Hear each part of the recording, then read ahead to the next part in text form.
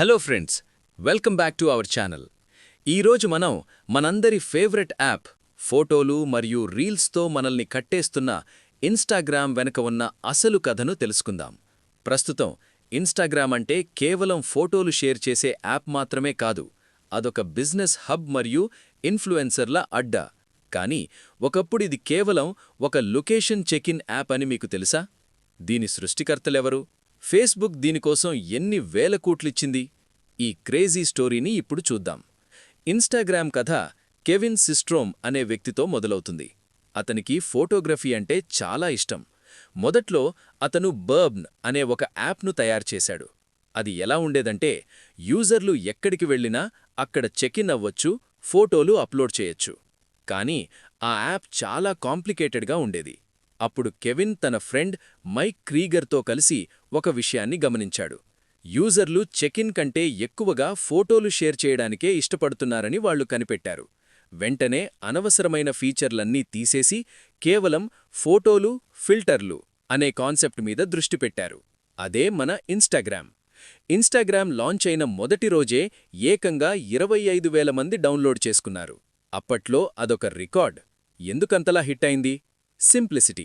Photo తీయడం, filter వేయడం, post చేయడం, అంతే. ఫిల్టర్లు. అప్పట్లో ఫోన్ కెమెరాలు అంత క్వాలిటీగా ఉండేవి కావు. కానీ ఇన్స్టాగ్రామ్ ఫిల్టర్లు వేస్తే ఆ ఫోటో ఒక ప్రొఫెషనల్ ఫోటోగ్రాఫర్ తీసినట్లు కనిపించేది. అప్పట్లో కేవలం చతురస్రాకారంలో స్క్వేర్ ఫోటోలు మాత్రమే ఉండేవి. ఇది ఇన్స్టాగ్రామ్కు ఒక ప్రత్యేక గుర్తింపు తెచ్చింది. ఇన్స్టాగ్రామ్ కేవలం 13 మంది ఉద్యోగులతో ఎటువంటి ఆదాయం లేకుండా దూసుకుపోతోంది. ఇది చూసిన Facebook boss mark Zuckerberg alert అయ్యాడు. ఫేస్బుక్కు ఇది భవిష్యత్తులో పెద్ద పోటీ అవుతుందని గ్రహించి దాన్ని కొనాలని ఫిక్స్ అయ్యాడు. లాంచ్ అయిన కేవలం 18 నెలలకే $1 బిలియన్, దాదాపు 8,000 కోట్ల భారీ ధరకు ఫేస్బుక్ ఇన్స్టాగ్రామ్ను కొనేసింది. అప్పట్లో ఒక చిన్న స్టార్టప్కు అంత రేటివ్వడం చూసి అందరూ ఆశ్చర్యపోయారు.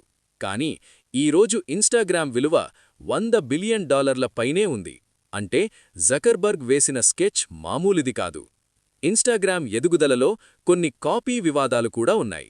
స్నాప్చాట్లో ఉన్న స్టోరీస్ ఫీచర్ను ఇన్స్టాగ్రామ్ కాపీ చేసి సూపర్ హిట్ చేసింది. టిక్టాక్ ఇండియాలో బ్యాన్ అయిన తర్వాత అదే తరహాలో రీల్స్ను ప్రవేశపెట్టి ఇండియాలో తిరుగులేని రాజ్యాన్ని నిర్మించింది. ఇప్పుడు మనందరం రోజుకి కనీసం గంటైనా రీల్స్ స్క్రోల్ చేస్తూనే ఉన్నాం కదా.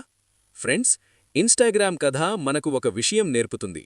మార్కెట్లో యూజర్లకు ఏం కావాలో తెలుసుకొని మనల్ని మనం అప్డేట్ చేసుకుంటూ వెళ్తే సక్సెస్ గ్యారంటీ. కేవలం ఫోటోలు షేర్ చేసే యాప్ నుండి ఈరోజు ఒక కల్చర్గా మారిపోయింది ఇన్స్టాగ్రామ్. మీకు ఇన్స్టాగ్రామ్లో రీల్స్ చూడ్డం ఇష్టమా, లేక ఫోటోలు పోస్ట్ చేయడం ఇష్టమా? కింద కామెంట్ చేయండి. అలాగే రోజుకి ఎన్ని గంటలు ఇన్స్టాలో గడుపుతారో కూడా చెప్పండి. వీడియో నచ్చితే లైక్ చేయండి, మీ ఇన్స్టా ఫ్రెండ్స్కి షేర్ చేయండి. మరిన్ని టెక్ స్టోరీస్ కోసం మన ఛానల్ని సబ్స్క్రైబ్ చేసుకోండి. Stay connected. Bye bye.